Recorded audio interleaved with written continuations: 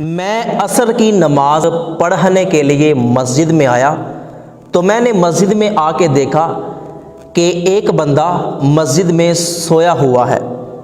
تھوڑا مزید آگے بڑھا تو میں نے دیکھا کہ ایک بندہ کرسی پر بیٹھ کر بڑے مزے کے ساتھ فون پر گپیں لگا رہا ہے۔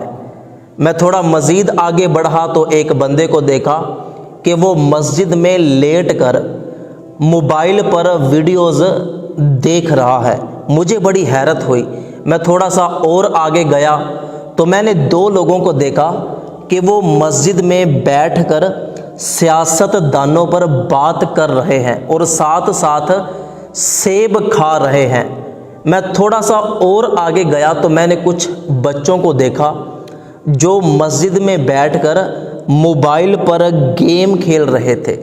یہ سب دیکھ کر مجھے بہت زیادہ غصہ آیا کہ یہ لوگ مسجد کے آداب نہیں جانتے، انہوں نے مسجد کو گراؤنڈ بنا رکھا ہے۔ میں غصے کے ساتھ ان کو دیکھتا دیکھتا بغیر نماز پڑھے مسجد سے باہر نکل گیا۔ پھر میں امام مسجد کے کمرے میں گیا، جا کر دروازے کو دستک دی۔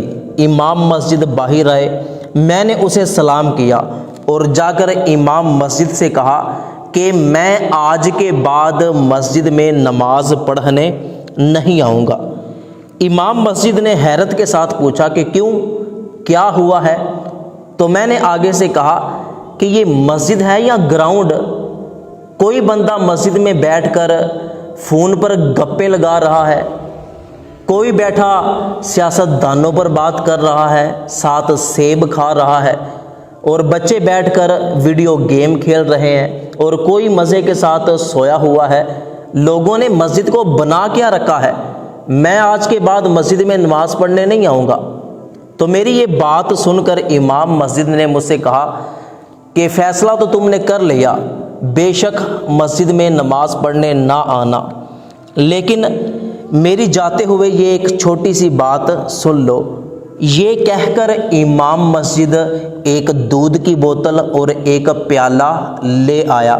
پیالہ میرے ہاتھ میں پکڑا کر اس میں دودھ ڈالنا شروع کر دیا اور اس پیالے کو مکمل دودھ سے بھر دیا اور میرے دوسرے ہاتھ میں دودھ والی بوتل پکڑا دی، اور امام مسجد نے مجھ سے کہا کہ جاؤ مسجد کے صحن کے 2 چکر لگا کر آؤ، لیکن یاد رکھنا کہ اس پیالے سے دودھ نیچے نہیں گرنا چاہیے۔ میں نے کہا کہ یہ کون سا مشکل کام ہے، میں ابھی گیا اور ابھی آیا۔ میں نے ایک ہاتھ میں وہ دودھ کی بوتل پکڑی اور ایک ہاتھ میں وہی دودھ کا پیالہ پکڑا اور مسجد کے صحن کے 2 چکر لگائے۔ جب 2 چکر مکمل ہو گئے تو میں وہی دودھ کا پیالہ اور دودھ کی بوتل لے کر امام مسجد کے پاس چلا گیا اور جا کر کہا کہ میں مسجد کے صحن کے پورے 2 چکر لگا آیا ہوں۔ امام مسجد نے مجھ سے پوچھا کہ بتاؤ مسجد میں لوگ کیا کیا کر رہے تھے؟ تو میں نے کہا کہ میرا تو سارا کا سارا دھیان اور توجہ اس دودھ کے پیالے پر تھی، مجھے کیا پتا کہ لوگ کیا کر رہے تھے؟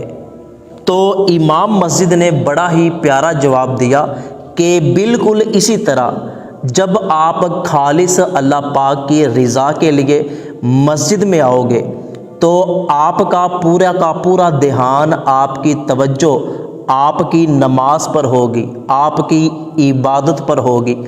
آپ کو پتہ ہی نہیں چلے گا کہ مسجد میں کون ہے اور کیا کر رہا ہے۔ لیکن بڑے افسوس کے ساتھ کہ جب ہم مسجد میں آتے ہیں، آ کر نماز پڑھتے ہیں، عبادت کرتے ہیں، تو ہمارا دھیان اور توجہ اپنی عبادت اور نماز پر نہیں ہوتی، بلکہ ہم یہ دیکھ رہے ہوتے ہیں کہ کس نے ہاتھ ناف سے اوپر باندھے ہیں، کس نے ہاتھ ناف سے نیچے باندھے ہیں، کون بیٹھ کر نماز پڑھ رہا ہے، کون کھڑے ہو کر نماز پڑھ رہا ہے، کس نے سنتے پڑھی ہیں، کس نے سنتے نہیں پڑھی، کس نے نفل ادا کیے ہیں، کس نے نفل ادا نہیں کیے، کون قرآن پڑھتا ہے، کون قرآن نہیں پڑھتا۔